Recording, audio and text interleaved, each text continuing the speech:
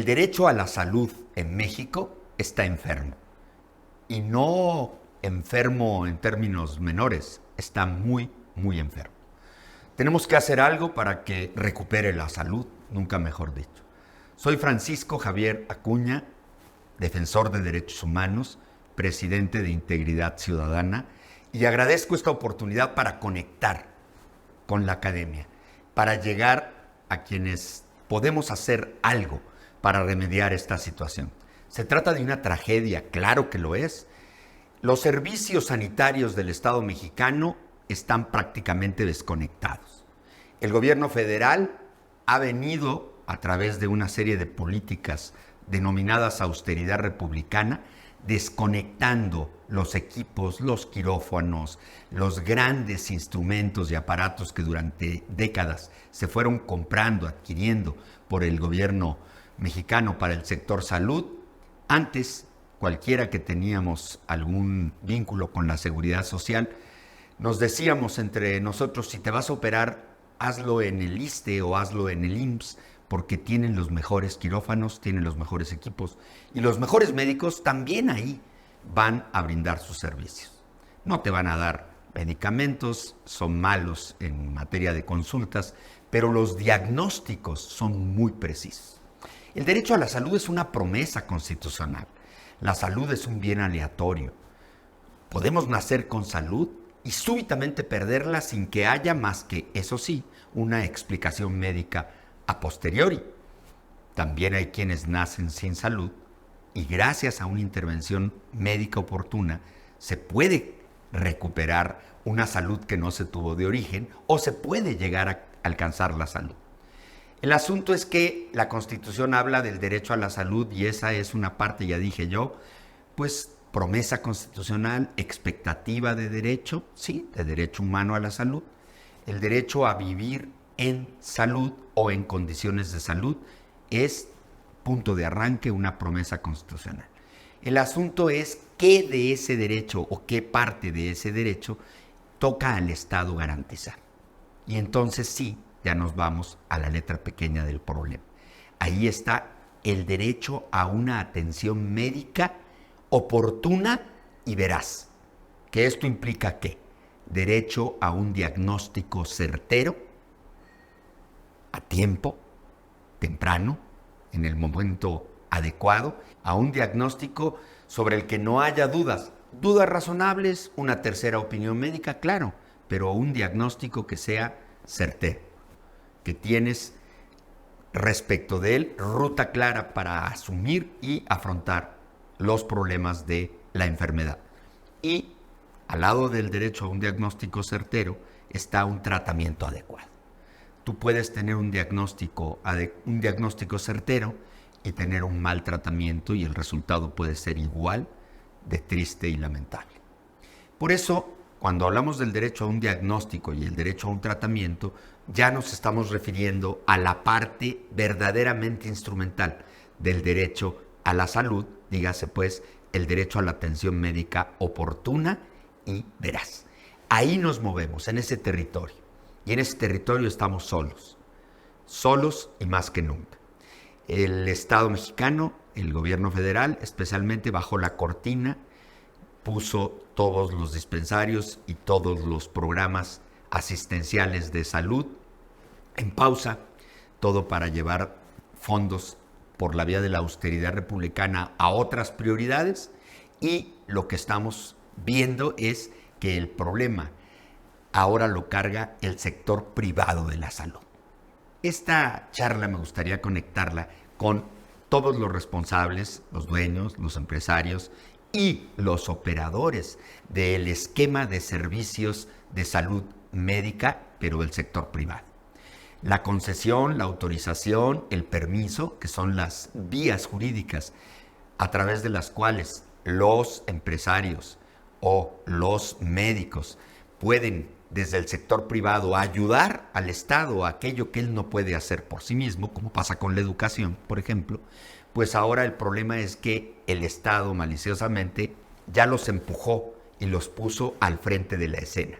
Ahora son ellos, los integrantes del sector médico privado de salud los que tendrán que asumir las consecuencias de estar también ya cometiendo dilaciones, negligencia médica, en suma, violaciones graves o leves a los derechos humanos relacionados con el derecho a la salud.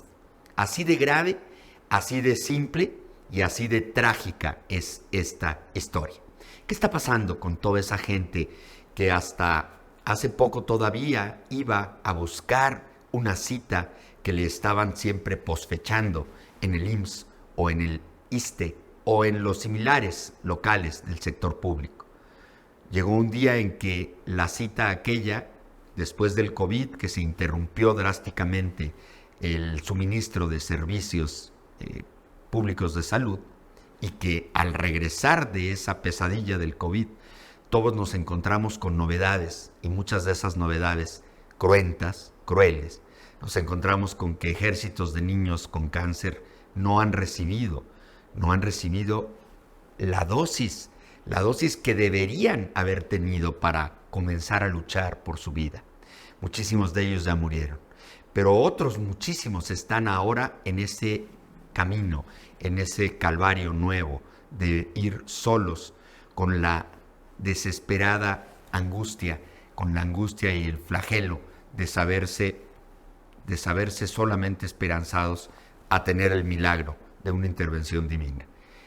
La fe la tenemos los que la tenemos, pero el Estado no se debe basar ni debe abusar en la fe de los que deben tener en él y con él confianza clara y precisa. El Estado abdicó, ya aventó el arpa y le tocó, nunca mejor dicho, al sector privado de la salud.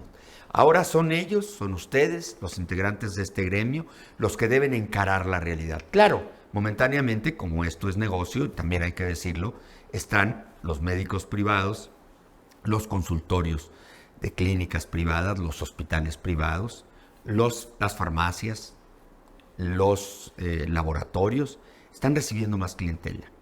Están llegando a ellos personas que antes se creían amparadas en los servicios de salud pública y que ahora vienen derrotados porque están abandonados por aquellos servicios que ya son inútiles, francamente.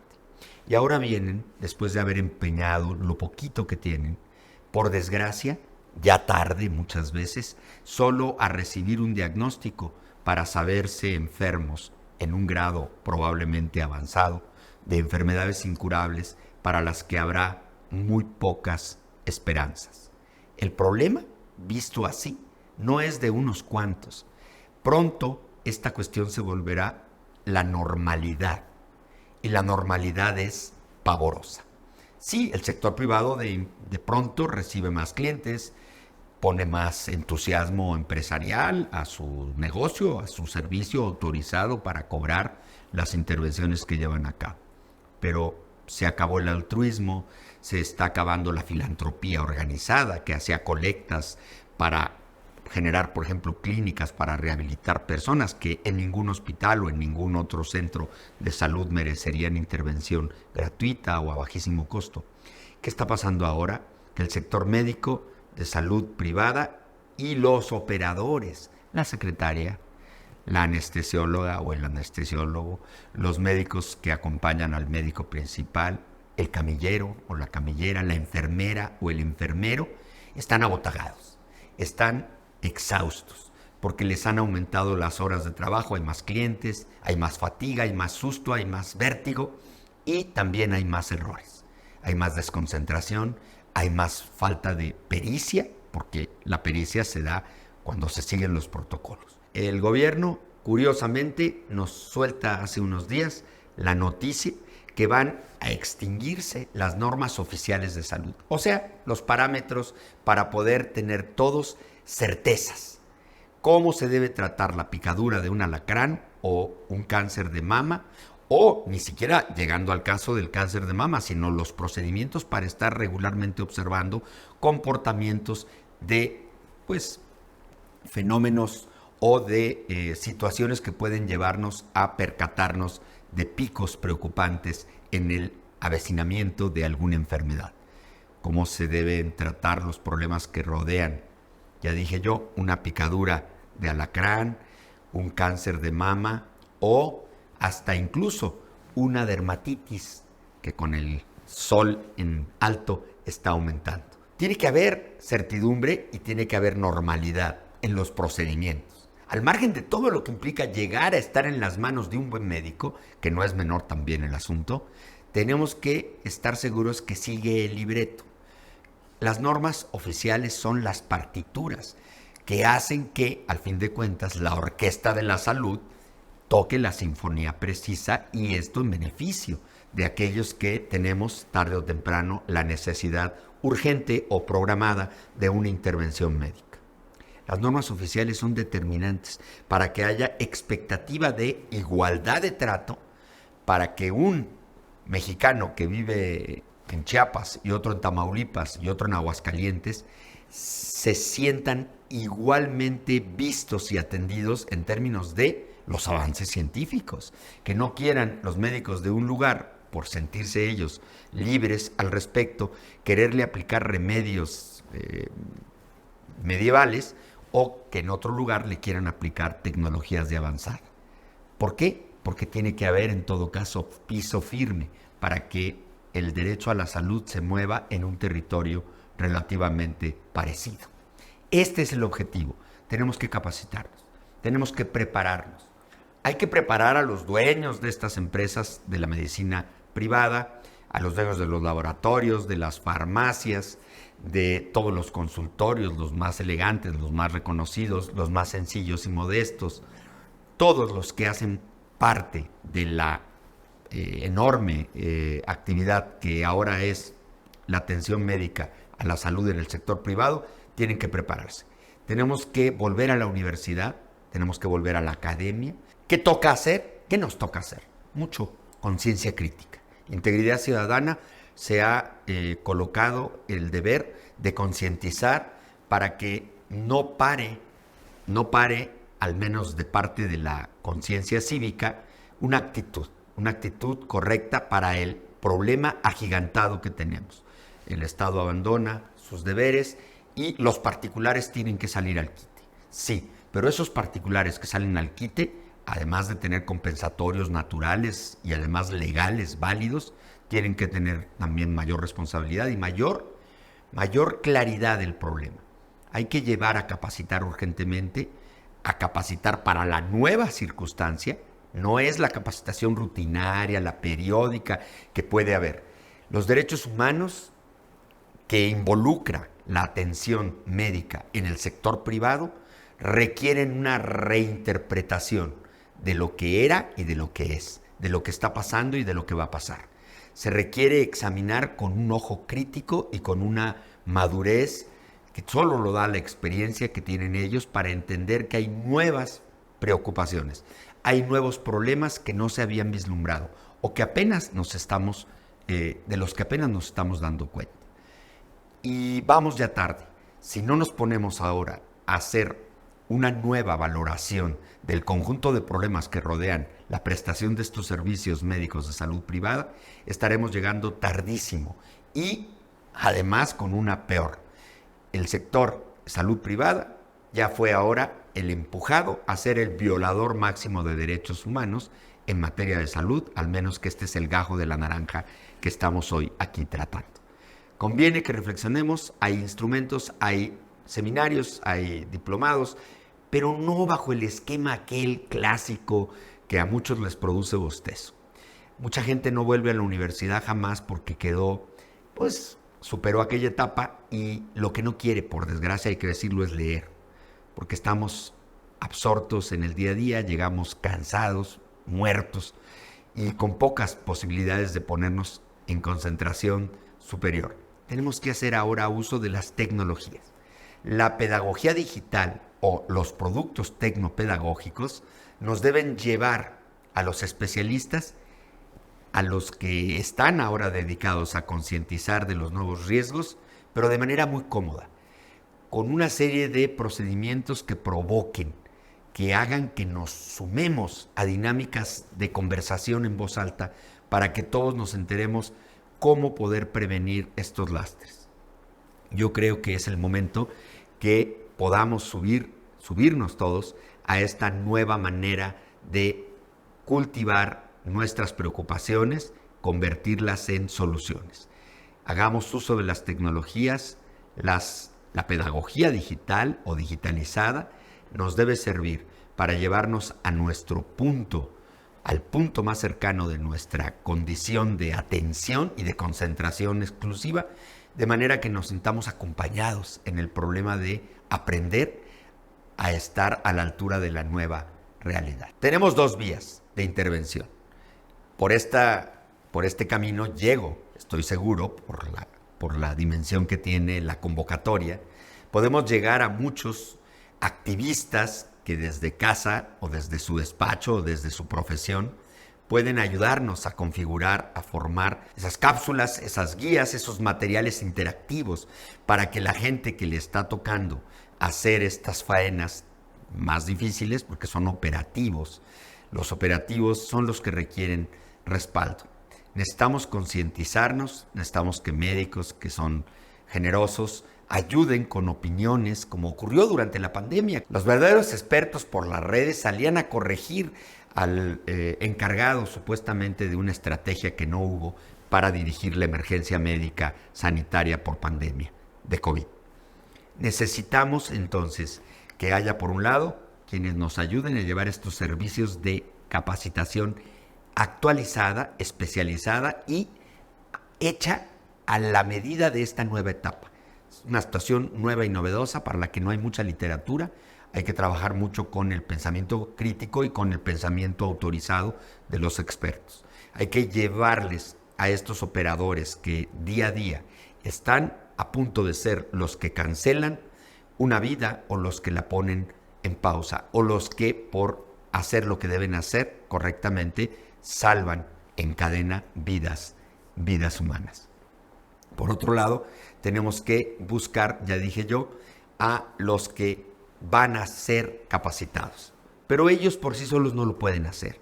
Están absortos, están cautivos en sus deberes, son parte de empresas que los han colocado al frente de la batalla. Necesitamos ir con los dueños, con los responsables, con los directivos de todas las empresas que hacen el mundo de la salud privada para que tomen el reto y asuman las consecuencias, para que se dejen capacitar y capacitar a su personal, para que todos renovemos el chip de cómo tenemos que asumir esta nueva era de riesgos aumentados por las cada vez más evidentes muestras de atmósferas autoritarias. Las atmósferas autoritarias están generando nuevas condiciones que necesitamos ayudar a remediar. Necesitamos entrarle. Tomémosle la mano al problema, curemos en salud a la salud que todavía respira. Conectando con la academia, entiendo, es un servicio a la comunidad. Tenemos todos que hacer algo, cada quien hace lo que puede y a veces dicen, hace más de lo que debe. Pero los que saben pueden ayudarnos a hacer lo correcto. Es un momento crítico, las atmósferas autoritarias se están ampliando, el Estado abdicó a sus deberes, puso en el abandono no solo a los enfermos, sino a los pacientes que apenas van a saber si están o no enfermos. Y el problema es más grave en términos de derechos humanos, porque por un lado está el derecho del paciente y también hay que hablar del derecho del pariente del paciente, que también vive unas situaciones de maltrato, de incomunicación, de ir tarde al conocimiento de lo que está ocurriendo con su ser querido. En México, las instancias de mediación para arbitraje, para reclamar a los médicos respecto de otros médicos si cometieron negligencia o no, es la verdad muy discreto en sus efectos. Pocas veces hemos visto que alguien consiga éxito por ahí. El nearshoring y las nuevas inversiones económicas van a traer otro ángulo que hay que traer a vista. Los despachos de abogados norteamericanos y de otros países que van a venir a defender sus intereses ahora no van a ir a conformarse con un entablamiento de un procedimiento arbitral para despejar la duda de si hubo o no negligencia. y no entre unos médicos que pueden supuestamente llegar a juzgar a otros médicos. En México, los mexicanos no estamos acostumbrados a llevar a juicio o a querer cobrar una compensación por la muerte de un ser querido que perdió la vida en condiciones misteriosas o de probable negligencia médica. En México nos sentimos incómodos con tan solo pensar que vamos a ir a reclamar algunos pesos o algún dinero por la muerte o la pérdida de la salud o de alguna facultad de algún ser querido en una situación de intervención médica. Pero estos nuevos defensores de los derechos laborales de aquellos que van a enfrentar, como no puede dejar de serlo, situaciones de salud y eventualmente situaciones adversas, y las aseguradoras que están detrás de estos intereses van a ir a demandar directamente por las vías civiles y hasta penales todas las intervenciones inadecuadas. Las comisiones de derechos humanos van a comenzar a emitir recomendaciones a los hospitales privados, porque como el Estado autoriza, concesiona o emite el permiso para que estos operen y brinden el servicio que no está brindando ya el sector público, las recomendaciones de las comisiones de derechos humanos ahora van a empezar a caer encima de los gabinetes médicos, de los hospitales privados y de los consultorios privados. Y es cierto, hay mucho escepticismo al valor de estas recomendaciones de las comisiones de derechos humanos y no vamos a entrar ahora en esa discusión, pero sirven de prueba, ¿eh? Son aceptables frente a un juez en el caso de llegar esto a nivel superior en la ruta judicial y serán determinantes para poder acreditar dolo, mala fe, defraudación, engaño, abusos y otra serie de comportamientos indebidos que están causando pérdidas económicas, todas, y pérdidas de vida también.